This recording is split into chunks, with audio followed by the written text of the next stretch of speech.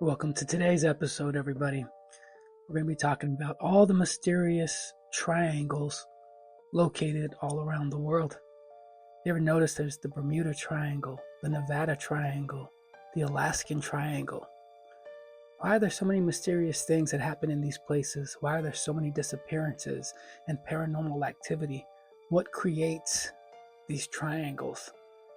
And what is happening in these areas? Are they all connected? Is it all related? Today I just want to kind of go over all the famous triangles. I might leave a couple out, but I want to go over each of them and just do a summary of the different incidents and notable disappearances that have happened in that area, and just see where the episode goes. I mean, I've been fascinated by the Bermuda Triangle since I was a kid, and as I've gotten older, I've learned about the Dragon's Triangle. I've learned about the Alaskan Triangle, the Nevada Triangle, the Bridgewater Triangle. So I don't know if you guys have heard of all these other ones, so we're going to get into it. Just going to pull up each one and talk about some notable cases, and then maybe at the end kind of put a theory and see if we can connect all these things. I don't have the answers. I don't think anybody does at this point, but I just want to talk about them and just kind of flush out some ideas and see what we think is happening, and if all these mysteries and all these triangles are somehow connected. So we'll get right in to the first triangle. We'll go with the Bermuda Triangle, because as a child, that was the first one that really caught my attention.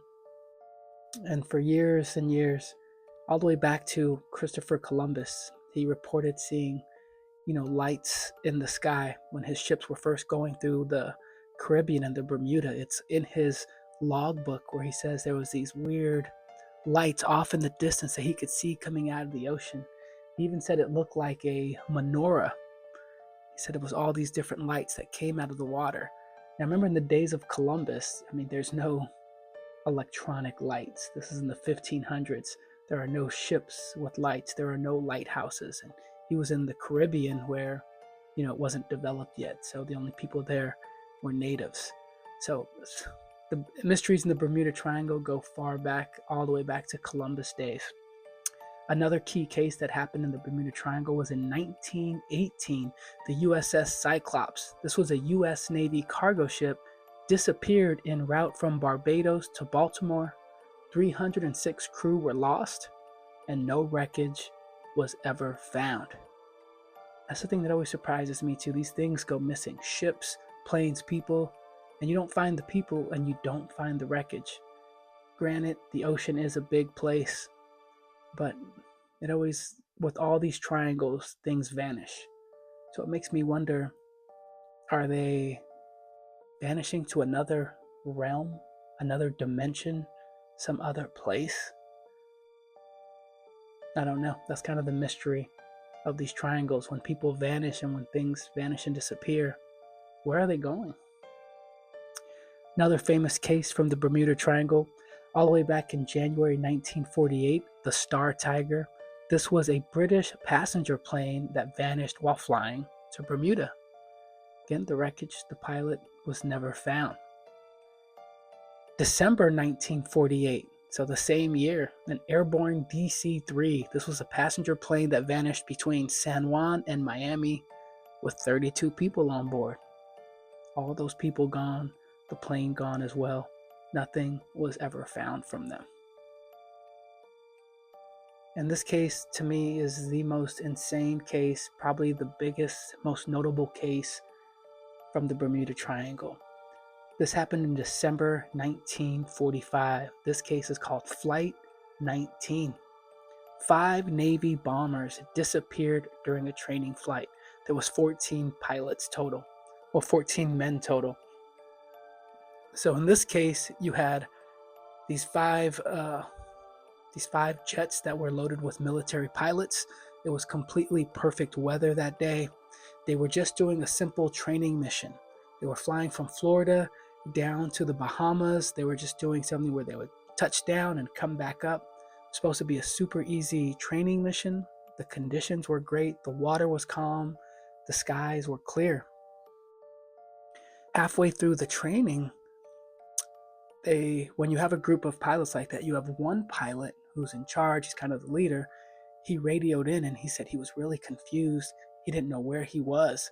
So they passed leadership from him to another pilot, which is really rare. Like, you would think something major would have to happen for this. And they were like, well, they were asking him, how can you be lost? Like, when you're a pilot, as long as you know where the sun is, you keep it on your left, you'll know where west is. And it's, for a very trained pilot, it's really easy to figure your way back to where you came from. So they were really confused. So these 5 jets vanish. They lost all radio signal. There was rumors that there was one last radio message that came in from the lead pilot where he was screaming and he was saying, oh my God, they're not human. Something to that effect. Really mysterious. And that was the last radio transmission. Now, that is not completely verified. That was from somebody else on the ground who said they were listening in on the radio transmissions, doing CB radio. So that is kind of really spooky element to this case. So, but this case isn't over here, right? So you had these 5 jets with pilots and everything go vanish and go missing. So then the Navy sent out a large rescue plane loaded down with 13 different search and rescue people, the pilots. This plane goes out to find them. That plane vanishes as well. So this is one of the biggest mysteries ever. They didn't find the planes. They didn't find the 5 jets. They didn't find the rescue plane. None of the people who were on board either. So that is the most notable case from the Bermuda Triangle, and one that really blows me away. Like, imagine if that happened today. Like in 2025, you have 5 Navy jets fly from Florida, vanish, and then we send a big rescue mission out, vanishes. I feel like since this happened in 1945, this case isn't talked about as much, but it's, in my opinion, insane. There was another case in 1955. It was a yacht, the Connemara 4. It was found adrift and intact, but the entire crew was gone. So it was just a ghost ship that just popped up. Now, these cases always fascinate me when they find these ships, yachts, ships, cargo ships that just show up with no crew on board. It's like, did they all fall overboard? Did something take them? I don't know. Really mysterious. There's another case out of Bermuda. This guy talks about he was flying. I don't have the details of this case in front of me, so I'll kind of go off memory. He was just flying, going from, I believe, the Bahamas into Miami. As soon as he takes off, now this should be like a 2-hour flight. He just had a small plane, a personal plane. He was flying. It should take him about 2 hours to get to Miami. He said as soon as he takes off, he's about 30 minutes into his flight. Then he says he sees this cloud form right in front of him. And he said it's almost like a tunnel. And he said he described it as electric fog is what he saw. Then he started seeing lines like in the cloud, and he got really disoriented. He lost radio contact. Then he went through it and came out on the other side. He didn't know where he was. His equipment wasn't working. So he was radioing and radioing. Finally, somebody picked him up. They go, hey, we got you on radar. He's like, oh, okay, thank God. Where am I? They go, you're right above Miami. But he was like, that's impossible, because it should have taken him 2 hours to get to Miami, and he had only been in the air for just over 30 minutes. So did he go through some kind of portal, some kind of vortex? Like, is that what's happening in the Bermuda Triangle? Is there a vortex or a portal that kind of goes from the ocean all the way to the sky? I don't know. So those are some notable cases from the Bermuda Triangle. Now we're going to jump over to the Dragon's Triangle.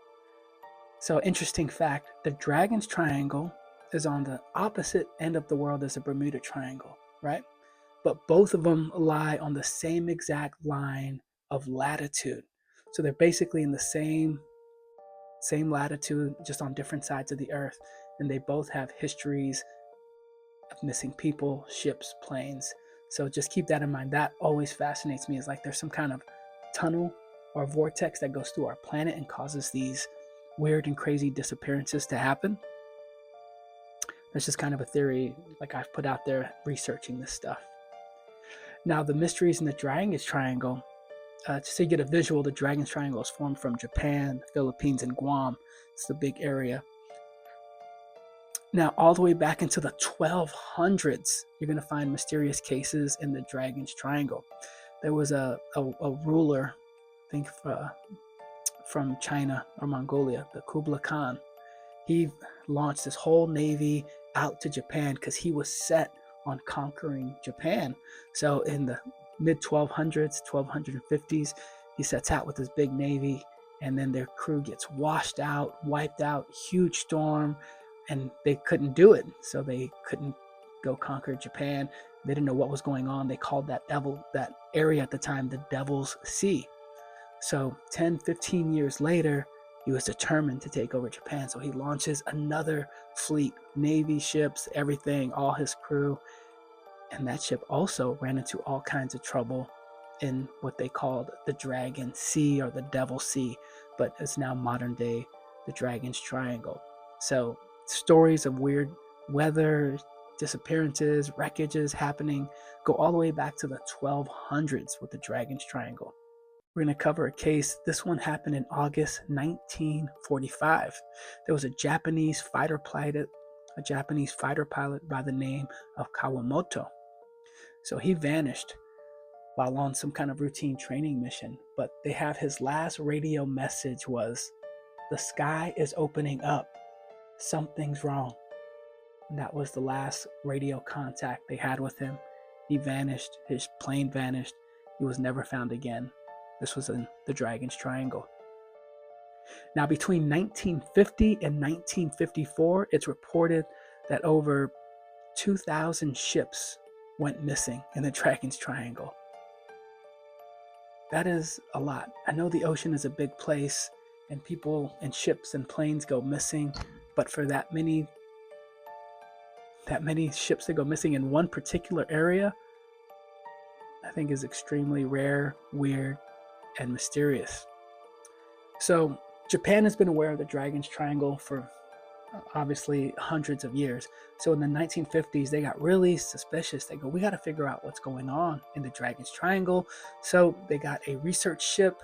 It was called the Kaiomaru number 5. They loaded it down with scientific gear and equipment. They put all kinds of scientists and researchers on board, and they said, we're going to go out to the Dragon's Triangle, do some readings, and figure out what is going on. Is it volcanoes? Is it weather anomalies? What's the case? So it goes out September 24th, 1952, and it vanished. The entire ship and all the scientists on board, never seen or heard from again. So you tell me. That one had 31 crew on board. Like I said, the Dragon's Triangle, Bermuda Triangle, on the same exact line of latitude on the Earth, both of them with crazy, mysterious disappearances happening there. People go missing and disappear all over the world, but in these particular parts of the ocean, I feel it's at a higher frequency than any other place, which makes me wonder, is there something going on that we're not aware of, something more mysterious that we don't feel like maybe there's even something we don't have words to? Are there portals or dimensional doorways that kind of maybe come up out of nowhere and open and close at different times, and if you're in there at the wrong time, you fall victim to it? And if you do go through one of these portals, where do you end up? So we're going to get into our next mysterious triangle. This one is the Alaskan Triangle. Now, this is one of North America's most active regions for missing people, planes. A lot of it is often linked to UFOs and Bigfoot in this particular triangle. We get into a couple cases. A real famous one was October 16, 1972. There was a plane carrying a U.S. House Majority Leader, and that plane vanished and was never found. That was big news because there was a politician on board who was really well known. They say since the 1980s, over 20,000 people have gone missing in the Alaskan Triangle. You know, I said these numbers. They said every state has people that go missing every year, but in Alaska, thousands more people go missing there every year than in any other state in the U.S. People can say, oh, well, it's a big state. There's mountains and animal attacks. And I hear you, but 20,000 missing people since the 1980s, 10 times more missing people every year than any other state. I definitely think there's something strange and weird going on in Alaska. There's a story that in Alaska, within the Alaskan Triangle, that there is a underground pyramid. They call it the Black Pyramid. They say it's underground. They say the military is aware of it. And they say that's why there's so many magnetic anomalies. People's compasses and things don't work in that area, because they said there's this huge black pyramid that is underground. They say, this is all just kind of hearsay from doing my research. They say that there's military that works underground in this pyramid, and they work side by side with extraterrestrials, and maybe they're taking people and doing experiments and different things like that.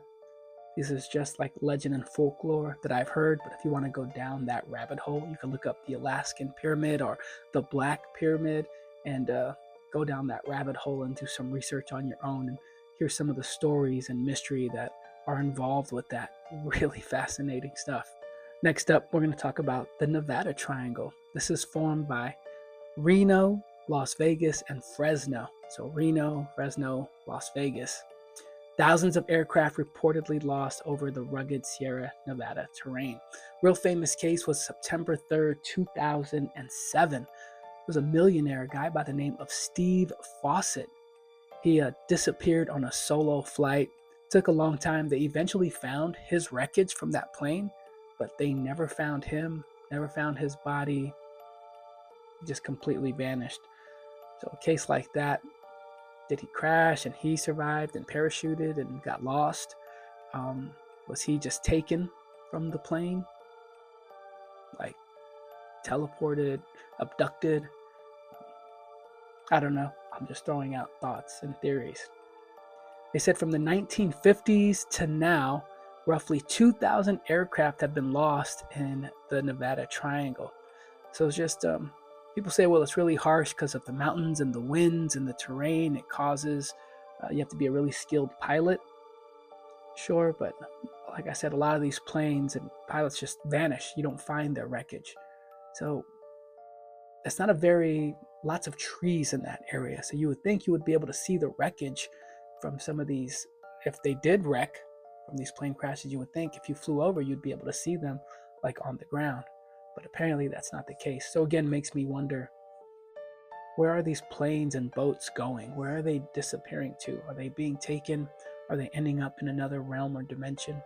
Next up, we're going to cover the Bennington Triangle. This is in southwestern Vermont. There's been a cluster of unsolved disappearances there from 1945 to the 1950s. Say November 12th, 1945, there was a famous case involving a gentleman named Mitty Rivers. He was a 74-year-old hunter. He vanished mid-expedition.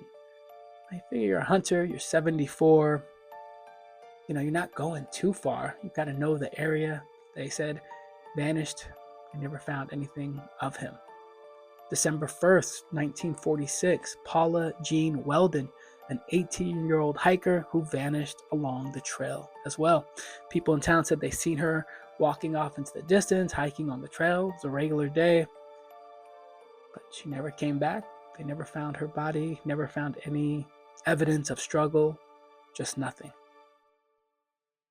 October 28th, 1950, Frida Langer. It's a woman who disappeared. Her body was found months later with no clear cause of death. So a lot of missing people in the wilderness, this is another rabbit hole you can go down. When they are found, they can never tell you how the person died. One of the leading causes of they just say exposure, which is kind of just a generic term, meaning they don't know how the person died.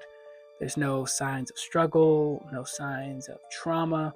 You'll just find, a deceased person that they should be alive, but they're not. That's, if you want to get more into those cases, you check out the Missing 411 series by David Paulides. Punch that into YouTube or look up his books. He goes really deep into missing people in the forest and national parks. October 12th, 1950, Paul Buddy Jepson, an 8-year-old boy, vanished without a trace, all within the Bennington Triangle. Again, I'm just kind of picking and highlighting some notable cases from each of these areas. Feel free to do your own research and do a deep dive. I know you'll find more modern day disappearances as well. These are just some noteworthy ones that I found. And last up, we're going to cover the Bridgewater Triangle in Massachusetts. Here in the Bridgewater Triangle, there's a high concentration of paranormal reports. There's UFOs, cryptids, and all kinds of unexplained phenomena. This is really a hotbed for just all different kinds of paranormal activity. In 1976, they had a Men in Black sighting. Locals report tall, shadowy humanoid figures in Abington. 1980, there was a phantom hitchhiker. Multiple motorists on Route 44 report a ghostly man who disappears mid-ride. So people pick up this hitchhiker, and halfway through the ride, they look back and the person is gone.